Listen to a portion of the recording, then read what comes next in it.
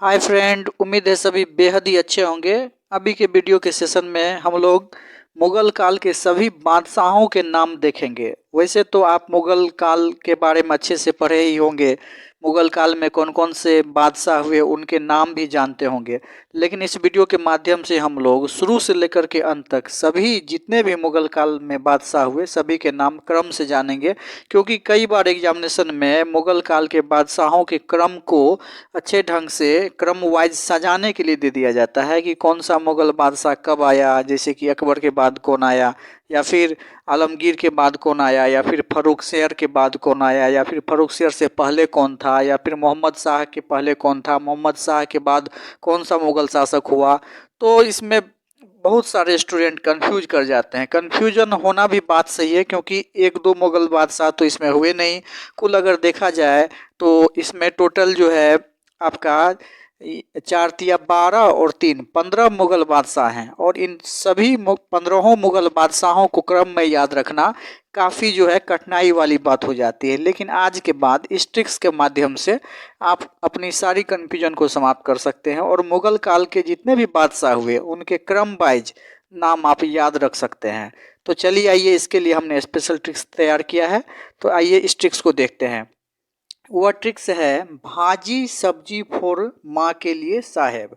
आपने एक मुहावरा पढ़ी होगी, अर्थात आपने इसके बारे में सुना भी होगा कि वो एक शासक जो था उसने क्या किया था कि अपनी सुख सुविधा की खोज के लिए अपने दो साधु संत शिष्यों के साथ जो है नगर को भ्रमण के दौरान निकला था, जिसमें कि हम लोग अंधेर नगरी चौपट राजा के अंतर्गत इसे पढ़े थे कि अंधेर नगरी चौपट राजा टके सिर भाजी टके सिर खाजा। अंधेर नगरी चौपट राजा टके सिर भाजी टके सिर खाजा। तो उसी अंधेर नगरी से आप इसको जोड़ देना है कि अंधेर नगरी टके सिर भाजी या टके सिर खाजा वाला। भाजी का मतलब क्या होता है? तो सब्जी। याद रखिएगा, भाजी का अर्थ भी जो है सब्जी ही होता है। तो भाजी सब्जी फोर माँ के लिए साहेब। भाजी सब्जी फोर माँ के लिए साहेब। भाजी कहिए या सब्जी कहिए, दोनों एक ही अर्थ है।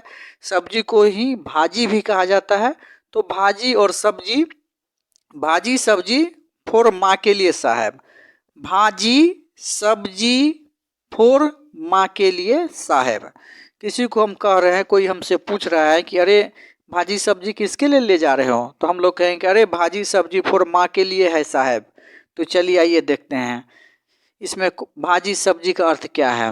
तो बी से हो गया बाबर, एच से हो गया हुमायूं, ए से हो गया अकबर। भा का अर्थ तीनों का क्लियर हो गया। B for Babur, H for Humayun और ए फॉर अकबर।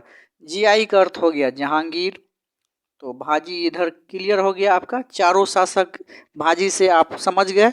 अब आइए सब्जी को देखते हैं। तो सब्जी में 4 वर्ड हो गया, SABJI। इधर भी JI से जहांगीर लिए और इधर भी JI से जहांदार शाह होगा। तो सब्जी में देखिए कि ये 4 वर्ड जो हैं इसके कौन कौन से शासक के नाम चुना गया है। तो S से हो गया शाहजहां, A से हो गया औरंगजेब, B से हो गया बहादुर शाह जफर प्रथम, और JI से याद रखना है जहांदार शाह। भाजी सब्जी भी क्लियर हो गया। फोर, तो फोर से याद रखिएगा फर्रुख शेर। फोर से क्या होगा?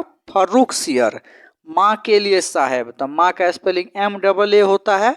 तो M से हो गया मोहम्मद शाह, A से याद रखिएगा अहमद शाह, और A से फिर याद रखना है आलमगीर द्वितीय। और भाजी सब्जी फोर माँ के लिए, तो के लिए को ओमिट कर दीजिए। साहेब, साहेब में देखिए SHAB याद रखना है। तो SH से याद रखिएगा शाह आलम द्वितीय, A से फिर याद रखिएगा अकबर द्वितीय, और फिर लास्ट वाला जो B है उससे याद रखना है बहादुर शाह जफर द्वितीय। अंतिम मुगल काल का बादशाह कौन था? कई बार यह प्रश्न एग्जाम में पूछा गया है। तो बहादुर शाह जफर द्वितीय। अंतिम मुगल बादशाह कौन था? तो बहादुर शाह जफर द्वितीय। और प्रथम मुगल काल का बादशाह कौन था? तो बाबर। मुगल वंश का प्रथम बादशाह कौन? बाबर, आप जानते होंगे। अंतिम कौन? तो बहादुर शाह जफर द्वितीय। तो भाजी सब्जी में GI को इसलिए हमने स्पेस देकर के लिखा है कि GI से एक शासक अर्थात जहांगीर है। फिर अगला जो GI है उसे जहांदार शाह है। फोर से याद रखना है फर्रुख शेर, और माँ से याद रखिएगा 3।